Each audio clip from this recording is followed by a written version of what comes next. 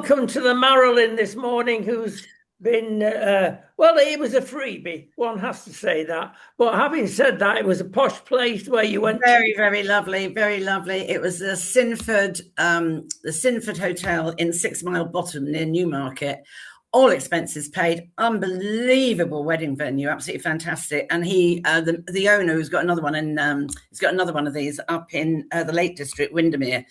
But stunning accommodation, unbelievable food, and it was all free for everybody that he invited as his guests. Everybody was free. The food was amazing, the drinks, everything. It was just a wonderful, I would say, one-off night, not to be repeated probably until he's got his 20 years. Well, listen, you sent me a photograph of your palatial bedroom, and there was this big bucket. Copper bath, great big copper bath. I wasn't going to get in that. I mean, it's just so deep, I would never have got out of it. I've got a photo of me sat on the edge of it where I've got my ball gown on. I was not going to risk it.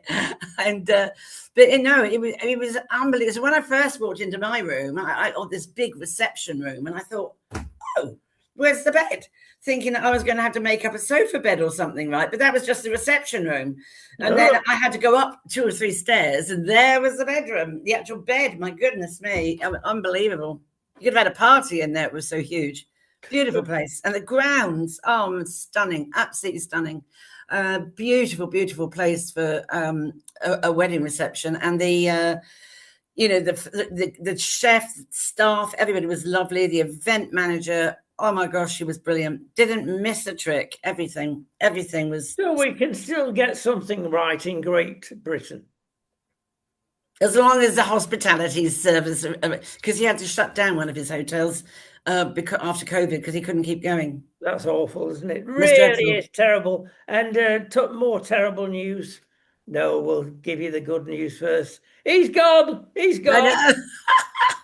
But you knew he'd gone before because somebody must have tipped off the media because they were all gaining ground outside. And I thought you're not going to stand here all day and wonder. And then it came from inside Number 10 that, yes, he was resigning. And Mike Graham's show opened up a bottle of champagne. I said, don't speak too soon. It'll be strychnine tomorrow. I can't see that it's going to make any difference. But did you hear his speech? Oh, yes. I think I must have been on another planet. I don't recognize what he said as being the successes that he's done. No, I mean, it's been typical. The massage figures from day one. That's polite, massage figures. They've committed lies from top to bottom. Well, hopefully Rachel from accounts will go. That would be nice, wouldn't it? Yes. There's a lot of talk that she is now toast, but who is coming in? Who is there? It's a huge leap from being mayor of Manchester to PM and on the world stage. We've mentioned that this morning in our other show, and he's managed a budget of 3 billion in Manchester, made a complete mess of it. Yeah, and now he's a multi-billion budget he's got to now manage. He's socialist, and socialists are not good managers of countries. Never have been. But I mean, I don't know who will stand. So I mean, at least hopefully it kicks out any chance of Angela Rayner. Rachel Reeves will go. But who knows? But the thing is, everyone's saying he's going to be prime minister. You don't know that. They've got to have an internal voting system yet. They have. It would be a great surprise if he wasn't. Oh, okay. Right. I thought Wes Streeton might be. No, I think he may finish up as Chancellor, but that's the betting at the moment. That's better than Rachel Reeves. Anything's better than from accounts. Herself from accounts. Well, we wait and see. Goodness me. I mean, I think it's frightening, really, because the world is in such a mess. Everything is such a mess. I mean, the Iran signed deal with America is already broken, isn't it? I mean, he's... Well, it's an accord or something similar, and it's all to do with the midterm elections. So nothing concrete will happen.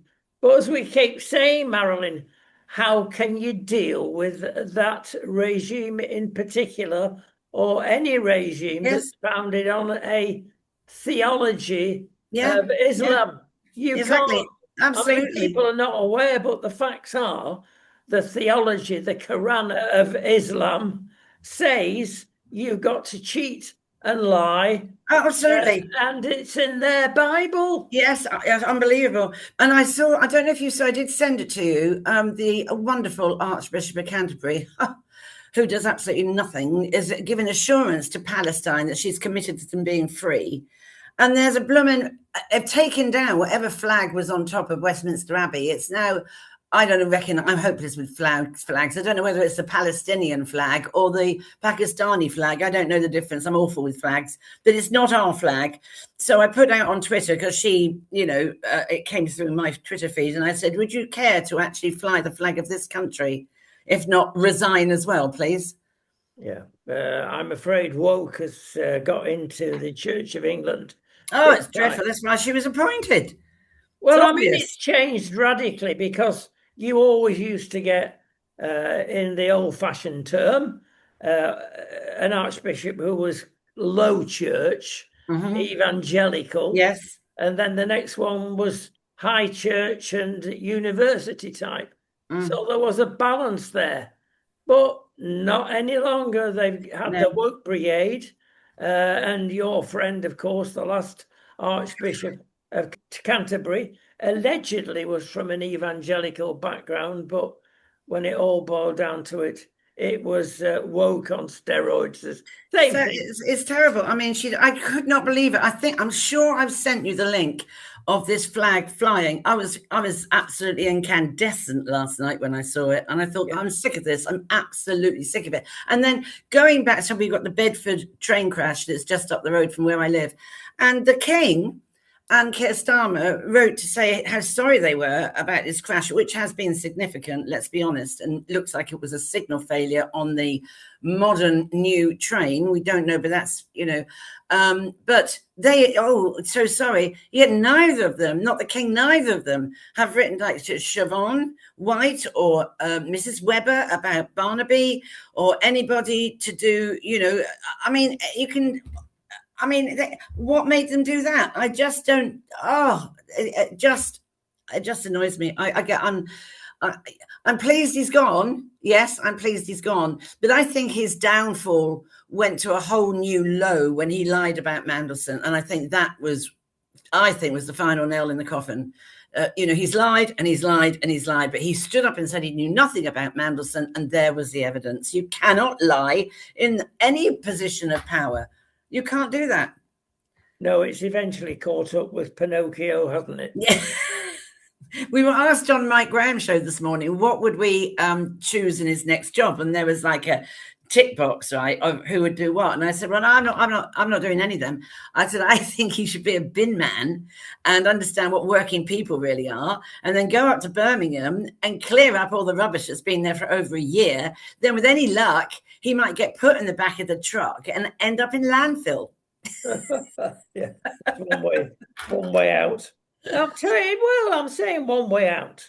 But obviously, there's next month in July one date whereby they've got an opportunity of getting Andy Burnham in there, which will be a coronation. And the other thing is to have a vote, which at the moment looks as though Andy will win the vote. Either way, it'll be all set up for the next September when the Parliament gets going again. But whatever happens, I see no difference at all. We've had one Labour government after another. One thing that they're consistent as, they've all failed economically. Yes. They will. It's in their DNA. Exactly. They just pay out without having the money tree. Well, I said to all my kids, I mean, they're all wokey, and they all, I'm not so sure about one of my twins, but I know the other two definitely voted Labour. And then the wife of one of them was, are you complete numpty? Are you really, truly? She didn't. She voted Tory, I think. But they are. I don't dare talk to them about any of this stuff anymore, because I know it will just cause a family rift, because they can never be wrong. They're that age group where they can never be wrong. What age group are you referring to? Pardon? What age group are you referring to? Well, they are 30s. One is 40, Yeah. early 40s, but they are that, they just, I mean, the elder one, I'm absolutely amazed about. He was brought up in Thatcher's age group and gave him era, and gave him a wonderful university, everything. And then he suddenly really got into Jeremy Corbyn and, absolutely Keir Starmer. I mean, I don't like to say, how do you feel now? Because he would be Joe Cross, because he cannot be challenged. You cannot be challenged. Well, I think you hit on something there because in our experience, the same, you cannot get through to them. No, If they're seriously left wing, they won't change. You no, just they won't. say, hello, what do you think of the football match? You enter into any political I discussion, know. the door is shut. Absolutely. They They're stop listening. absolutely shut. They won't listen. They cannot, they will not listen. They refuse to hear. And if you refuse to hear, you refuse to learn. And Yeah. learning from older people who have been through Labour governments and all this, that, and the other is no bad thing. You learn. I mean, and I would never vote Labour again after the winter of discontent. I would never do that. It was Margaret Thatcher that saved this country. And we don't have people of the intellect or the whatever it is, charisma and strength. We don't have those people anymore. And it was a very interesting debate, actually, on Radio 5 Live this morning. I was out and about, and it was the guy who used to be, I think he was advisor to Gordon Brown, and he made some very valid points. He spoke extremely well to Nicky Campbell, and he was saying, we look back, is this country, it's not that it's ungovernable, it just needs to be governed differently, and the model needs to change maybe. And because we can't, why is it keeps going wrong? What is it we need? What is it that needs being put right? And people accepting that. And he spoke so eloquently, and I couldn't remember, I didn't catch his name, but he was, I think it was either the advisor or something with Gordon Brown. But he was on 5 Live, and he spoke extremely well. I am reminded of the phrase, if you wish, seeing they see not, hearing they hear not. And I've never fully understood that until recently, when it's exactly the truth. There are certain people, philosophies, I don't know, party politicals, that will never change. You could do the most outlandish things, as has been done in the last 2 years. It's not even 2 years, though, is it? Well, I mean, yeah, if you try to analyse, for instance, Ed Miliband's madness, and I believe it is that, about net zero. I've got a friend called Donald Trump that agrees with me. It's utter madness. They're not going to change.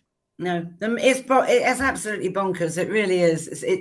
And it's quite frightening, really, because you don't feel that today has settled anything. You still feel like you're at sea without a set of oars to row the boat. You know what I mean?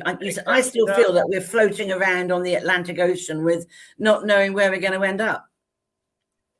Yeah. Well, as we have mentioned on a number of occasions, because we both got the educational background from the teaching point of view, we always were told in the strangely good old days, they weren't good for everything, but they're a lot better than they are now, that we are composed of, when you stand in front of a classroom of little ones, and bigger ones, just regard the following: body, mind, and spirit are before you. Now, there's no separating that lot, and it's essential that you feed the body, gets them to school in the morning, the mind, which is obviously education, and the spirit, which is the real soul, the being of a person. And without those three being in balance, forget education, you've not got it. It can't work. What's happened in our day now? Yeah, well, it's like a three-legged stool, and one of the legs has dropped off. You Yep. can't. I listened to Bishop Kai. What's his name? Yeah, Bishop Kai. He was talking the other day, and he was so right in his like Welsh sort of fiery inspiration language. And never has this country needed prayer more than now. Yeah. And I put out on Twitter yesterday, we are experiencing spiritual warfare on steroids. Yeah. And you know and I quoted what Bishop Kai said because it's absolutely true. Well, we move on to more depression, and the depression, yes, um, concerns a 3-year-old boy being thrown into a crocodile pit in a family zoo in Norfolk. Well, there are a number of things here. First of all, the mainstream media, lots of it anyway, came out with a phrase. It was an awful thing.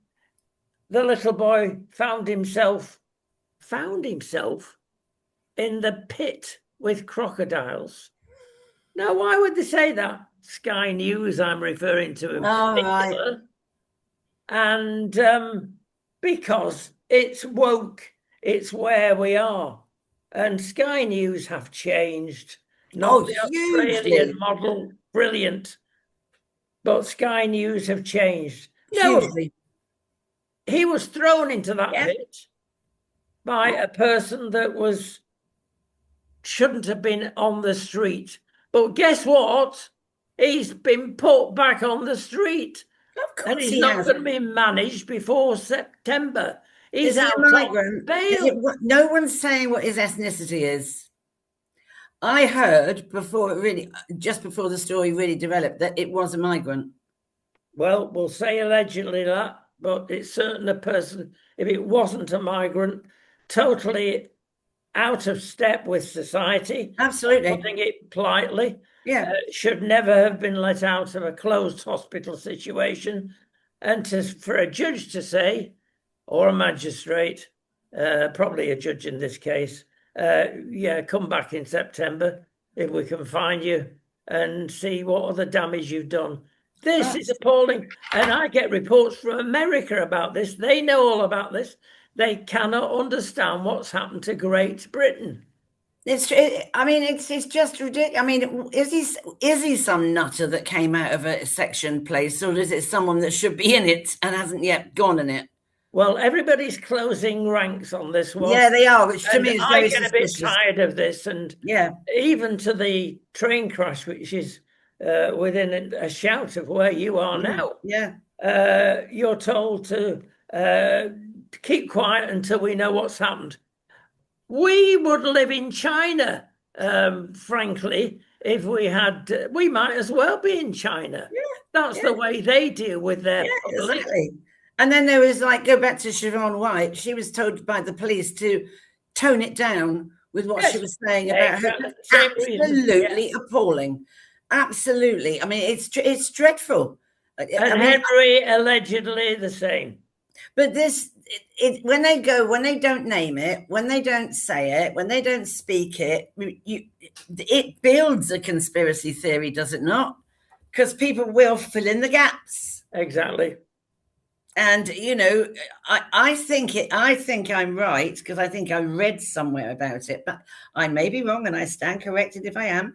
But no, I think I'm sure I read it was that, because otherwise, why wouldn't you say? Well, I mean, there are various legal arguments, of course, you always got to be aware. You know, a white man, age so and so, but there's no, you know, nothing.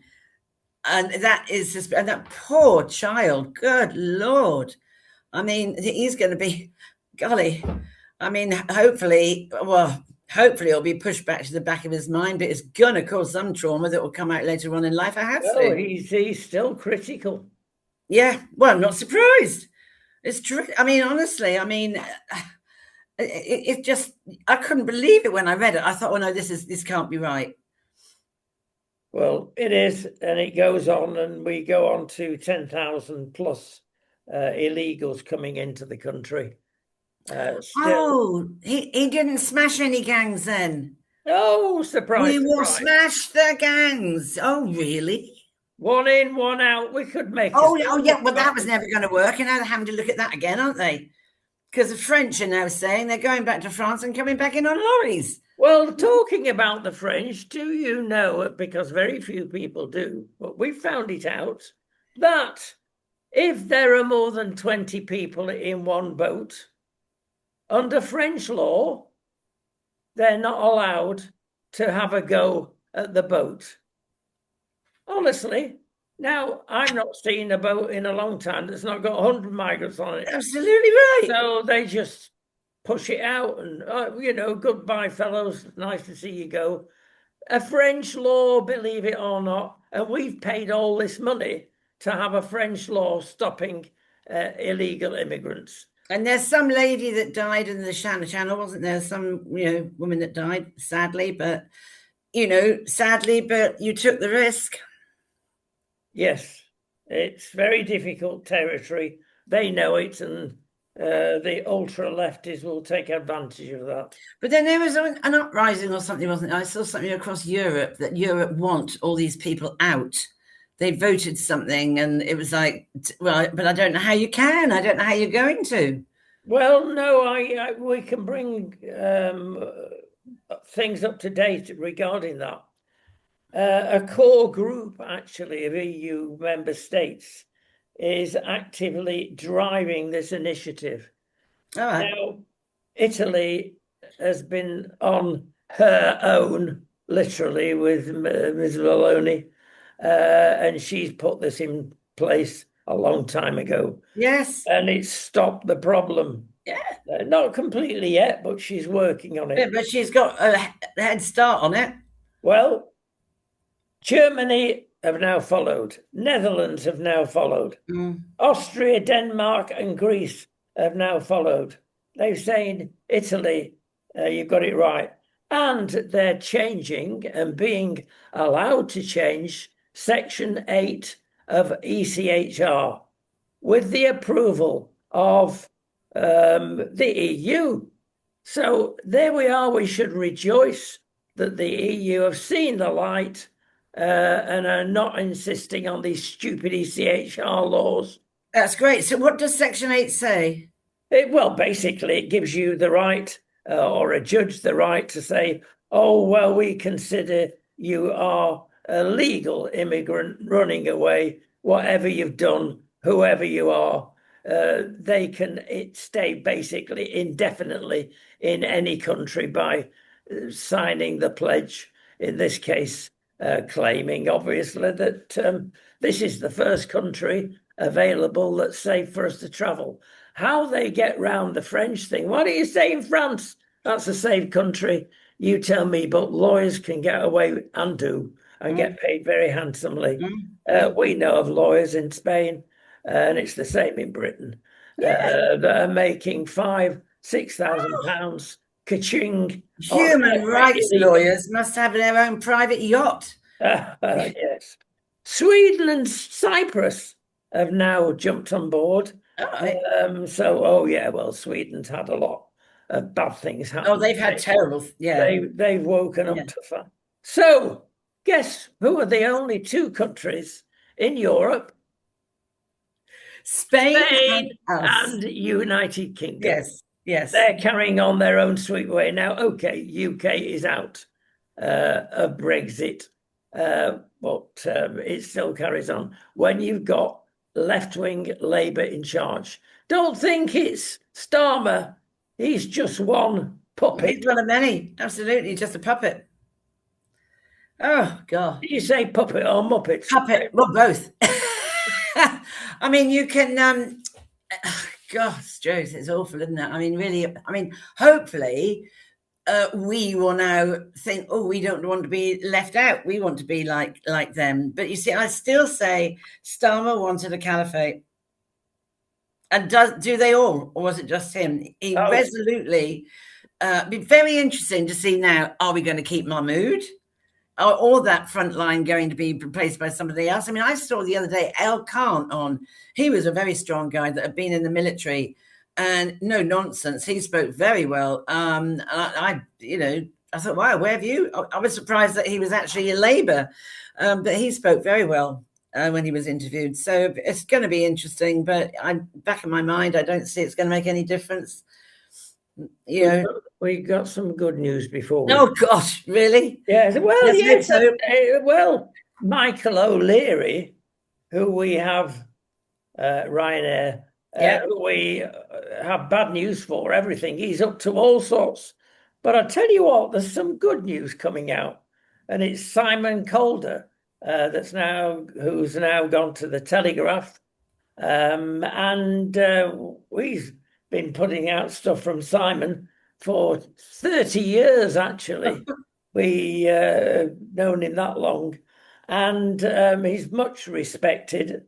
And he's saying the following: the best airline, the cheapest airline in Europe, and the safest airline in the world is Ryanair. Really? I mean, that's a Well, yes, that's what I said, but he's right. You look at the statistics. yeah, but you there's the size of your luggage, and then is an add-on for this and an add-on for that, isn't it? It's never. Yeah, I would have thought EasyJet. I mean, EasyJet were number two. Number oh, two, you're telling me EasyJet. it's better than Emirates? I don't think so. Well, no, I mean, but you pay for your Well, I mean, if you're flight. thinking of comfort, it's not Ryanair, is Oh, it? no, no, no, no, no. But the staff came out in this report as being very helpful and nice. But Oh, the thing is, it's all right for Simon to say this, but he is used to traveling. He's used to booking online, and he knows all the tricks and yeah. traps to avoid to make sure you're not paying a fortune. But what happened to him? He was in France and he wanted to fly back to Gatwick. And KLM Airlines, big international Oh, I airline, like them. I like them as an yeah, airline. Dutch airline let him down. They Mm. cancelled the flight. And the only way for him to get back was to take 3 flights, believe it or not. And the only people that could cope were Ryanair. And he finishes up by, I think, going to Switzerland and then Holland and then back to Britain. Oh, Whatever God. it was. Anyway, he made it. He got 3 flights and it took him the best part of 24 hours to do it. Oh, And he got back and he paid out the 3 flights £54. Cheap, fine. But beware, because of what they call dynamic pricing, oh, which right. these cheap airlines do. If you book, for instance, to go from Gatwick to Dublin on a Thursday night, Right. everybody wants to get boozed up in Dublin over the weekend, apparently. Believe it or not, that cheap flight will cost you return £432. No. Yes, because of dynamic pricing. There's a demand, the price goes up. Oh, yeah. And that is why Ryanair are the most successful and most profitable airline in Europe. Good Lord. Well, there you learn things, Well don't done, you? Michael O'Leary, in certain things. Well, that's good to know. I wouldn't want to go to Australia on it. Yeah. I No. mean, that Ryanair and EasyJet are so uncomfortable, I think. Well, pack them in, stack them high, sell them cheap. Well, that's right. Yeah, yeah, that's right. That's the method, isn't it? That's right. Absolutely. That's the structure that they run on. Okay, guys, before we go, we've got to give you the usual foodie tip if we can. And there are a number of things that you've got to eat. And even Madame will approve of some of these. In fact, yeah, she'll be standing up cheering when I finished. These things really help your bones. If you're an osteoporosis sufferer or have weak bones, which we all have the older we get, there are certain things that are very good for you to build up the bones. And on general health terms, number one, walnuts. Eat as many walnuts as you can. Some people Lovely. don't like them, but you do, I know. I like nuts. I like Yeah, all of them. yeah, I know you like nuts. Yeah, all right, well, leave it there. Secondly, oily fish, your Yeah. sardines, Anything that's oily. I suppose vaguely oily fish like sea bass is good for you as well. So there you go on that. And the favourite one of us, extra virgin olive oil. Use that for cooking and eating, but especially eating. My favourite one is dark chocolate. And as we keep saying, if you can manage 90%, get it. Very few people I can. get a migraine from that. Yeah, it is possible. 72% minimum, but really is very good for your heart and your brain. And there you go. And Madame's favourite is red wine. No, it's not. It's white wine, but stop it. White wine, any colour. I'm not prejudiced. Oh, that's all right. Well, it's in the skin of the red grape. Yes. And therefore, the other thing you've got to eat is red grapes. Oh, yes. Everything is in the skin, and it really makes a vast difference to your health. And the favourite, of course, if you're a water infection person, is cranberries. Yes. But it's not only for that.